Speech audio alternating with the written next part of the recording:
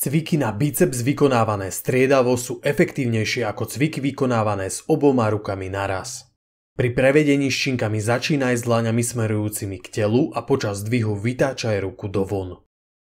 Všimni si tiež náklon na pracujúcu stranu, vďaka čomu bude zdvih prirodzenejší. Tento cvik môžeš robiť aj na protismerných kladkách, ktoré však nemôžu byť ďaleko od seba.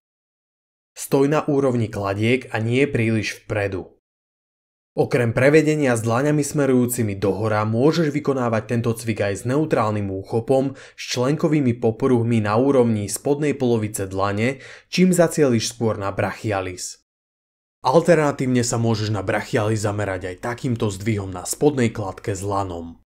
Pri prevedení na kladkách treba počas zdvihu vedome tlačiť ruku dopredu, aby sa ti neposúval lakeť dozadu a neskracoval rozsah pohybu. Vystri sa, nadýchni sa a zodvihni záťaž pokrčením lakťa. Kontrolovane spusti záťaž späť a po krátkej pauze vykonaj ďalšie opakovanie druhou rukou. Pri cviku sa nehrb a nepomáhaj si pohybom v bokoch.